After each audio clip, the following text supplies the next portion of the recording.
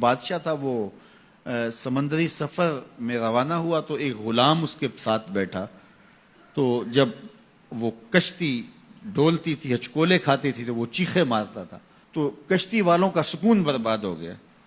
ایک دانا شخص تھا، اس نے کہا بادشاہ اگر آپ اجازت دیں تو میں اس کو چپ کرواؤں؟ اس نے کہا یہ تو کمال مہربانی ہوگی۔ تو اس نے دو نوجوانوں کو کہا کہ اس کو ذرا ہاتھوں سے پاؤں سے پکڑ کر کے پانی میں غوطے دو۔ تو اس کو پانی میں پھینکا، جب وہ ڈوبنے لگا نکالا اور کشتی میں بٹھایا، وہ چپ کر کے بیٹھ گیا۔ اب کوئی چیختا نہیں ہے، تو بادشاہ نے کہا کہ اے دانا شخص، مجھے سمجھ نہیں آئی کہ یہ شخص کو آپ نے کیسے چپ کروا دیا۔ کہا بادشاہ دریا میں غرق ہونے کی تکلیف کو نہیں جانتا تھا، اس لیے کشتی کی سلامتی کی قدر نہیں تھی اس کو۔ اب اس نے وہ غرق ہونے کی تکلیف دیکھ لی، اب کشتی کی سلامتی کی اس کو قدر ہو گئی ہے۔ تو اللہ نے جو ہمیں عطا کیا ہے، آپ دیکھیں کہ اس سے نیچے کتنے لوگ بستے ہیں۔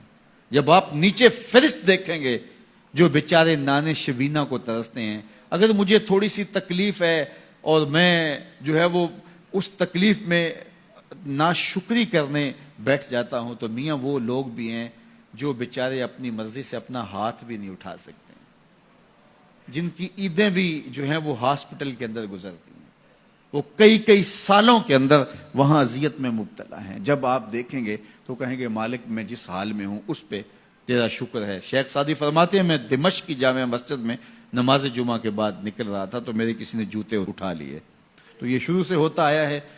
تو کہتے ہیں کہ میں ننگے پاؤں جا رہا تھا اور میری حالت یہ تھی کہ میں جوتا خریدنے کی استطاعت بھی نہیں رکھتا تھا، تو میں دل میں شکوہ کناں تھا کہ اتنا بڑا لوگ تجھے امام سمجھتے ہیں اور تیری یہ مالی پوزیشن کہ جوتے بھی نہیں خرید سکتا۔ تو آگے میں نے دیکھا ایک شخص تھا جس کے پاؤں ہی نہیں تھے اور وہ رینگتا ہوا آ رہا تھا۔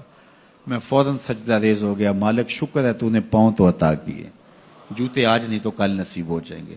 تو جو میسر ہے اس کی قدر سیکھو، جو میسر نہیں ہے اس کی جلن میں اپنے آپ کو جلانے کی کوشش نہ کرو، تو زندگی سوکھی ہو جائے گی۔ یہ ضابطہ میرے حضور نے دیا، انظروا الی من هو اسفل منکم، اپنے نیچے دیکھنے کی عادت ڈالو، تم سکھی ہو جاؤ گے، تم پریشان نہیں ہوگے۔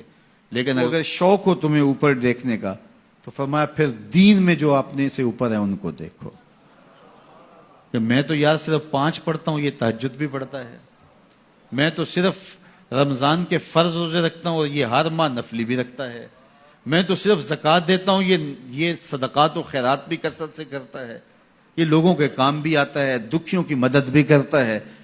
تو پھر ان کو دیکھو گے تو پھر تمہارے عمل میں قوت پیدا ہوگی۔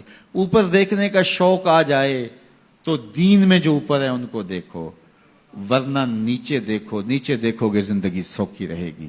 اپنی مٹی پہ ہی چلنے کا سلیقہ سیکھو، اپنی مٹی پہ ہی چلنے کا سلیقہ سیکھو، سنگ مرمر پہ چلو گے تو پھسل جاؤ گے۔ تو زندگی سوکھی کرنے کا طریقہ یہ ہے کہ اپنے نیچے دیکھو اور اللہ کا شکر ادا کرو۔ تو پھر سنو، میں تو کہتا ہوتا ہوں یہ ٹینشن فری حدیث ہے۔ سید علی المرتضیٰ فرماتے ہیں حضور نے فرمایا جو اللہ کے دیے گئے تھوڑے رزق پہ راضی ہو گیا، اللہ اس کے تھوڑے عملوں پہ راضی ہو جائے گا۔